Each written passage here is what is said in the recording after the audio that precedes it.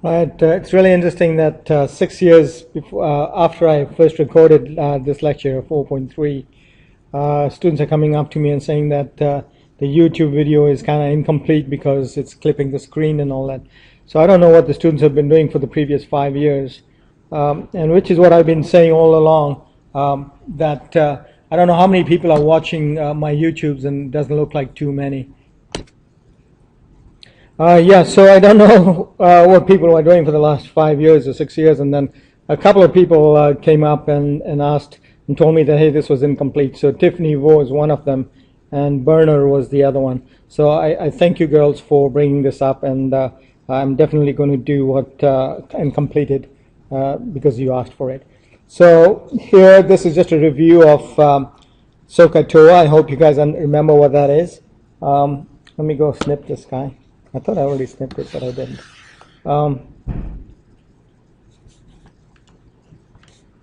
So SOHCAHTOA, so SOH means sine is equal to opposite over hypotenuse. And then Ka is adjacent over hypotenuse. And TOA is opposite over adjacent. So if this is A, and this is B, and this is C, then sine theta is just A over C. This is B over C. This is A over B. And the reciprocal ones are, so CSC theta is the reciprocal of sine theta. Okay, so then this guy just becomes C over A, C over B, and B over A. So this is a quick review of elementary trig that you should have done in Algebra 2 long time back. Okay,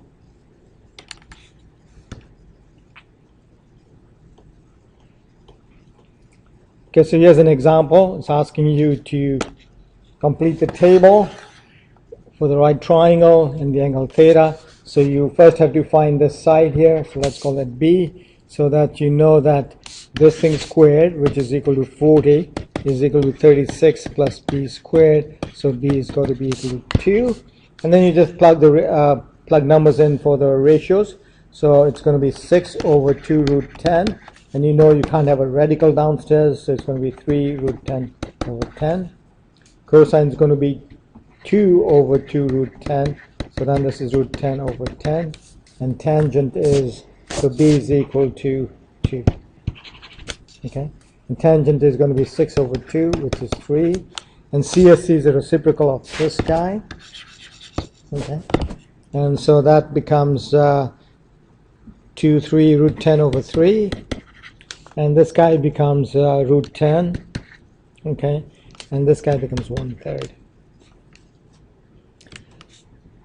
So I might be going a bit fast on this video here because I'm doing this in class and I have only like 30-40 minutes to do this stuff, and I want to really get it done before the seniors come in and it gets too noisy.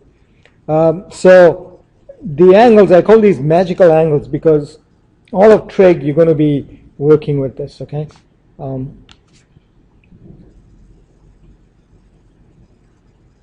Let me kind of scoot this over a little bit. Can't seem to get a better control on this, so how about there? Okay, so I call 30, 45, 60 the magical triangles because they show up everywhere in trig, okay, and in calculus as well. So the couple of ways of memorizing this, one is by using this triangle. So you know if it's 45, 45, then the triangle is 1, 1, root 2. And then there is another way that I'll show you a little later. And so sine is going to be 1 over root 2, which is root 2 over 2.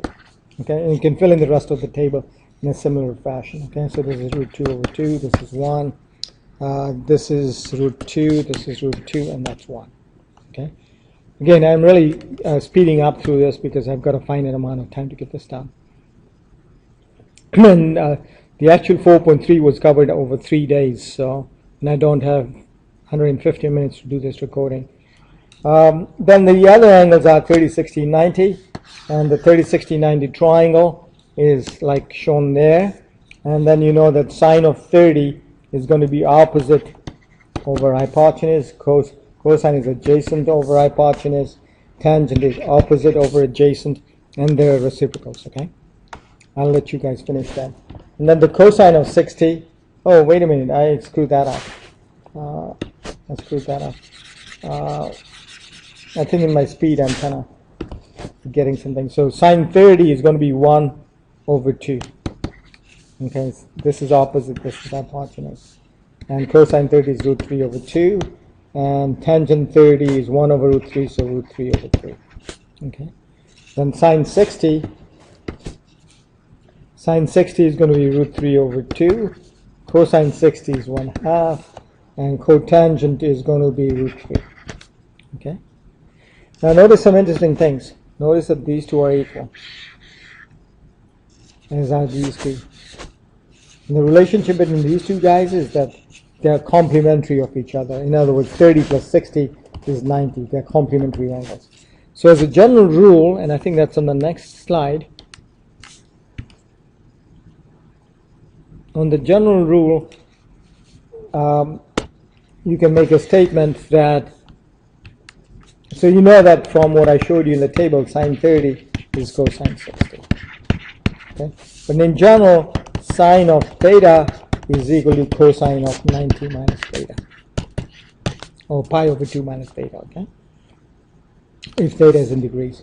Now, it's true for any angle, okay? So let's say theta was equal to 20 degrees, then sine of 20 is equal to cosine of 90 minus 20, which is cosine of 70.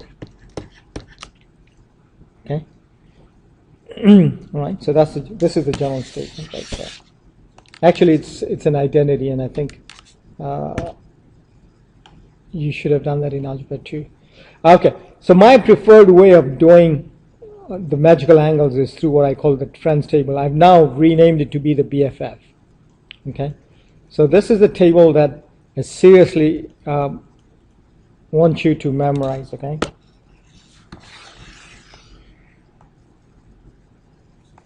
So the reason why I like this is because it's extremely easy to memorize. 0, 1, 2, 3, 4. All over a square root, all under a square root, and 2 underneath for all of them. And that's for the sine function. Okay, that's for the sine function. Of course, you've got to memorize these things, okay? You've got to know these. These are your magical angles. You've got to know those, okay? Then cosine runs backwards from sine, 4, 3, 2, 1, 0. How easy is it to memorize this, okay? As opposed to memorizing, say, something like what you had to do back in algebra 2, memorizing the unit circle coordinates, these two guys, these two beasts, okay? So I don't do these two beasts anymore, but, I teach you that anyway, or at least make a reference to it, because you've done it. And it's always good to have that at the back of your mind so that when people are talking about this particular scenario, then you know what they're talking about. But I rely on my BFF, okay? That's my best friend forever. All right. So that was end of day 1. Day 2, fundamental trig identities, okay? And so these are what are called reciprocal identities, okay? And remember, an identity is an equation that's true for all values of the variable, okay? Not just for some, but for all. So these are just definitions. So CSC is equal to 1 over sine.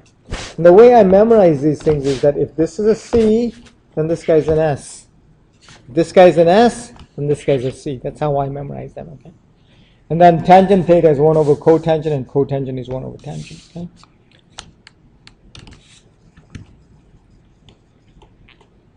Okay, the quotient identities, and which is tangent theta is sine theta over cosine theta, and cotangent is cosine over sine theta. Okay. I guess I should stop a minute and kind of prove that to you, just so that I'm just not throwing identities and it doesn't make sense. So here's a right triangle. Okay, that's theta, that's A, that's B, this is C. So you know that sine theta is equal to A over C. Cosine theta is equal to B over C.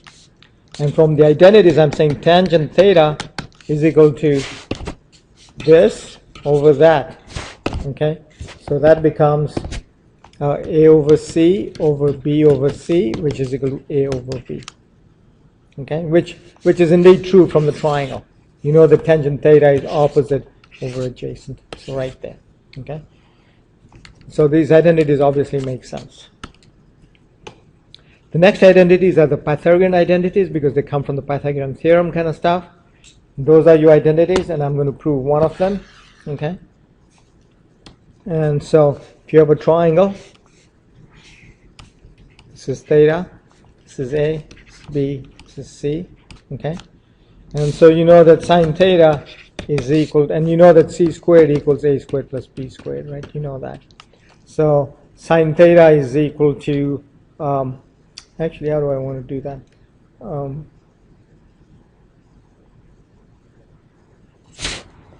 Actually, I'm going to start from the Pythagorean theorem. I'm going to start from here. Okay. So if you divide both sides by c squared, then you get a squared over c squared plus b squared over c squared equals 1.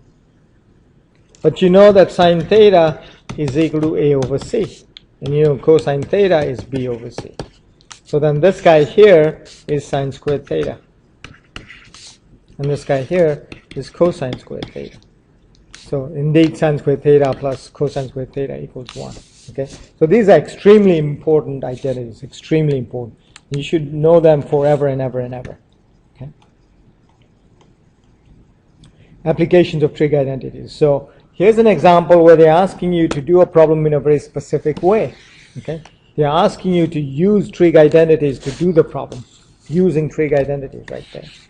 Okay, so we know that sine theta is 0.6, and we know that 1 plus, not 1 plus, we know that from the identities sine squared theta plus cosine squared theta equals 1, makes it 0.36, plus cosine squared theta equals 1, so cosine squared theta is equal to 0.64, and so cosine theta is equal to 0.8. Okay?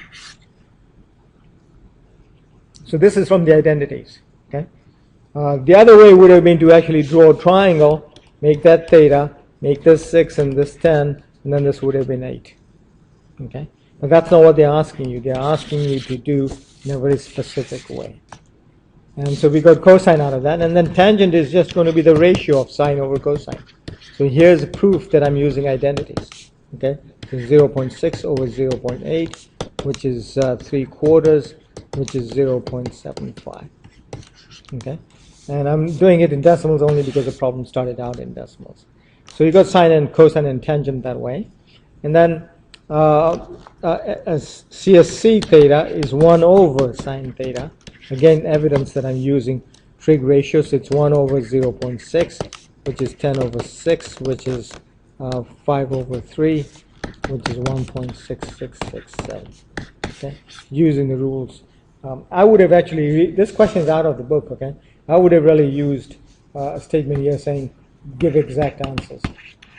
Okay, which means you would be forced to put it into fractions. Okay, that would have been my preferred way, but that's just the way the book had formulated. And then the other ones come from similar identities. Okay, use trig identities to transform one side of the equation into the other. So this is like problems that you might have done in Algebra 2 called verifying identities. Okay, so what you do is you start out with the left-hand side, and I always start out with the left-hand side. Most of the time, I'd say about 99% of the time it's the left-hand side. And so what I'm going to do is I'm just going to FOIL this. So it's this times this and this times that. And then it's going to be this times this and this times that. And this thing is very much like having an a plus b times an a minus b is equal to a squared minus b squared. So this stuff turns out to be CSC squared theta minus cotangent squared theta. And I'm not going to put down equals 1 yet because I got to verify, I got to prove that it is. So you know from your Pythagorean identity that 1 plus cotangent squared theta is CSC squared theta. So you're going to take this guy and replace it with that in here. So then that's equal to 1 plus cotangent squared theta minus cotangent squared theta is equal to 1. Okay? All right, that's verifying an identity. And then evaluating trig functions using a scientific calculator. Well, I don't have an emulator for a scientific calculator, but I have the graphing calculator. I'll show you how we do it in there, okay? So you want to do sine of 11 degrees, 22 minutes, and 33 seconds. So first of all, since we're doing it degrees, minutes, and seconds, you want to make sure that your calculator is in degree mode.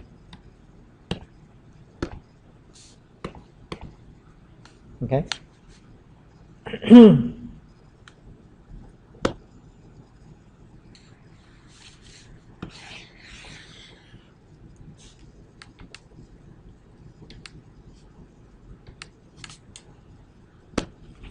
So I'm going to go sine, okay, 11, and to get to the degree symbols, it's second apse. Oops.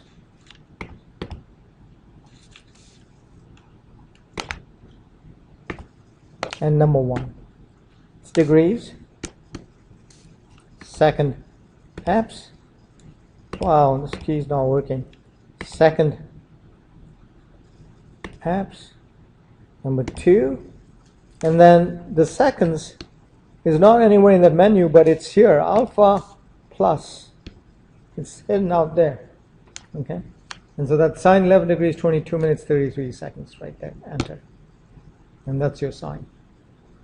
Then to do secant 44, 55, 59, you know that secant is 1 over cosine. So you're going to go 1 divided by cosine. And you're going to go 44 second apse, number 1, 55 second apse, number 2, and then 59 is going to be alpha plus. And it's 1.42564086. All right? Right, so one thing that I want to teach you in here also is if you go into the second apse, which is the angle menu, you see item number 4, DMS. That stands for degrees, minutes, and seconds. Okay? So say you are asked to convert 2 point, let me just use some numbers that are easy to remember. Okay? Supposing I asked you to convert 1.2345678 degrees to degrees, minutes, and seconds. Well, what you're going to do, you're going to enter 1.2345678 in your calculator, then go to second apse and hit item number 4, menu item number 4. Boom, there's your degrees, minutes, and seconds. Okay? Right? So that's one other feature of the graphing calculator. And I have a feeling that some of the scientific TIs have that feature as well. So make sure you learn how to use that. Okay? All right. What's the next thing? So that's day 2. And then day 3 is inverse trig functions. Oh, okay. The inverse trig functions happen on another day. But you know what? I will do it today because just in case it doesn't, the ones that are up there don't work. Okay. So I'm going to do it today, at least in the video. Okay. So inverse trig functions. So remember that inverse trig functions are, let me just kind of review this quickly with you. Okay.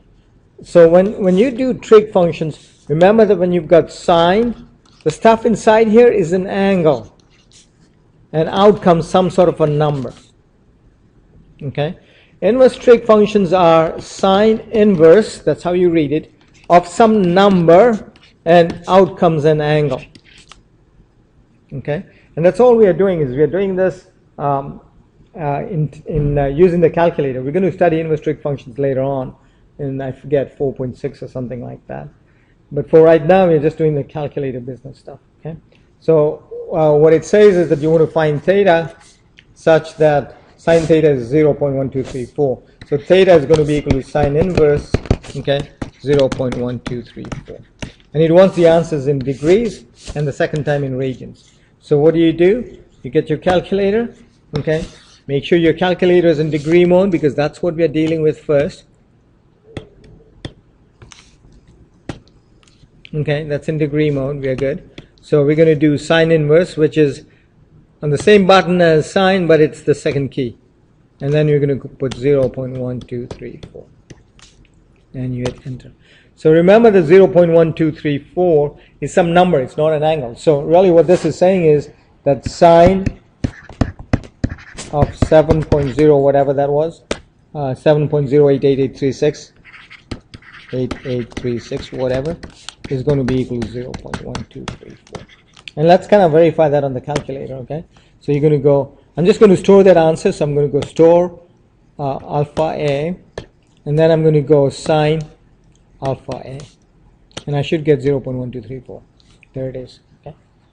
Too bad they don't put the leading 0 there, but it would have been nice. Okay, so that's the inverse functions using a calculator. And then the second way you're going to do is radians. And so all you need to do is change the mode to radians. And get out of there. And then just repeat the process. So you'll go, I'm going to do it by the recall method. Okay.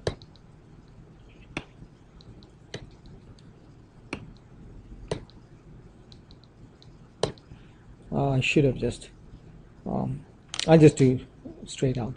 So second inverse, sine inverse, 0.1234.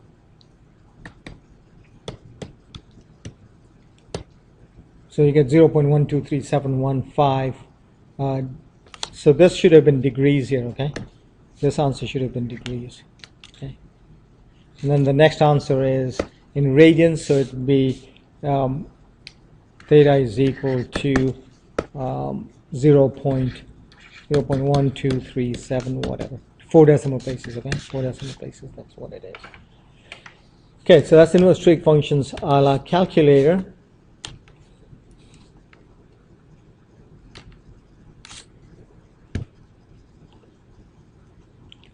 Example 2, find theta in degrees 0 to 360 and radian 0 to 2 pi. Again, this is using the calculator stuff, okay? So make sure your calculator is in degree mode. Let's go clear the screen. Put it in degree mode.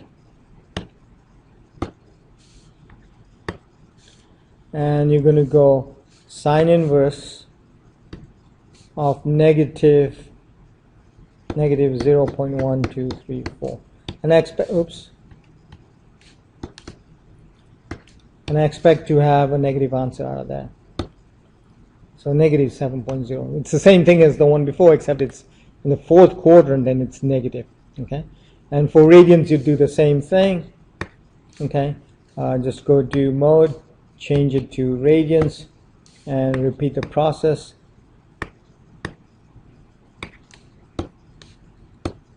And that's in radians. Okay. Right. So this is just teaching you basic calculator use of the inverse functions. Okay. Now we come to some applications, and we want to go over the concept of angle of elevation and angle of depression. Okay. So angle of elevation is you are at the bottom somewhere and you're looking up. And the angle, that line of sight, so this is called the line of sight, LOS, line of sight, makes with the horizontal, not the vertical, the horizontal, it's called the angle of elevation. So angle of elevation is looking up.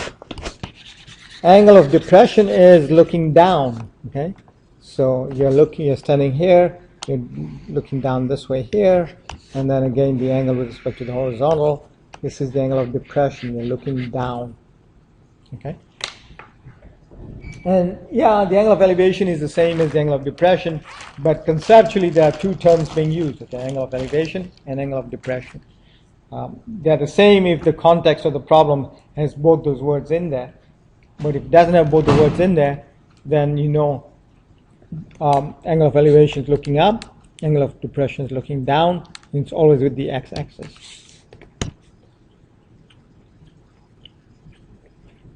Okay, example 1, number 77, page 286. Okay, let's go to book, page 286.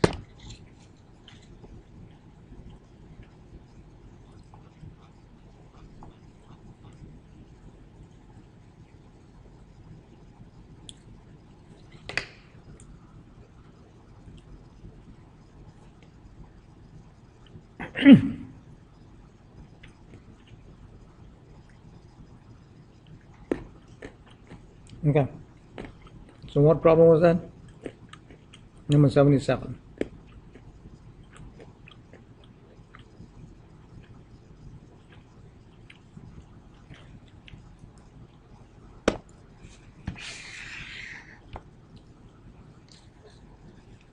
What time is it? Bearing 10:41. Okay, this might be the last example I'm going to do, because it's going to take me 20 minutes to generate the video out of here.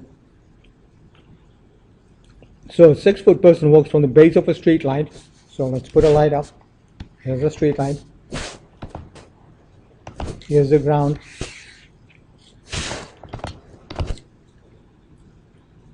Toward the tip of a shadow cast by the street light. So let's say here's a guy, 6 feet tall.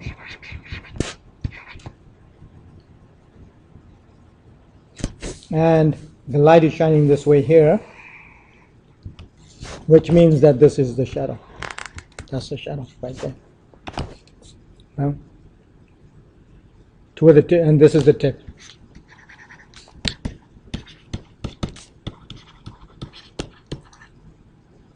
So this is 16 feet, and 5 feet from the tip of the street light shadow.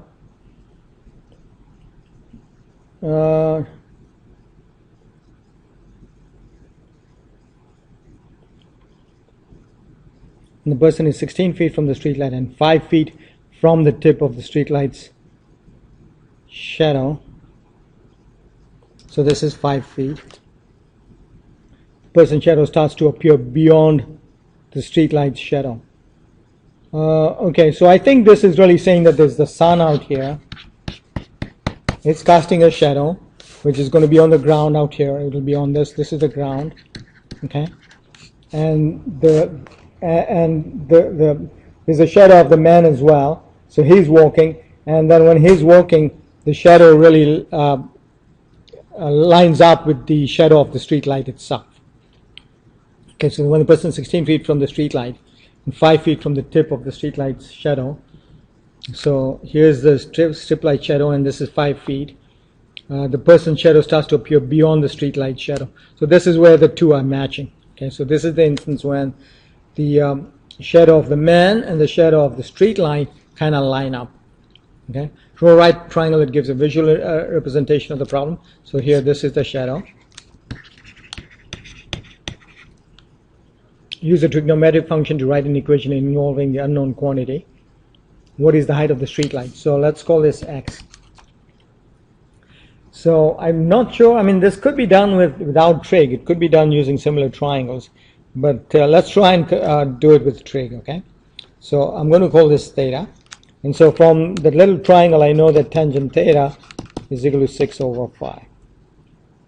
Then from the big triangle, I know that tangent theta is also equal to x over 21. Right, using trig. So you know that these two have to be equal because it's the same angle theta. So 6 over 5 is equal to x over 21. So x is equal to 132 over, sorry, 136. No, 126. What the? Okay, 126 over 5 feet. That's the height of the street light. That's pretty tall, 32 feet. Oh, maybe.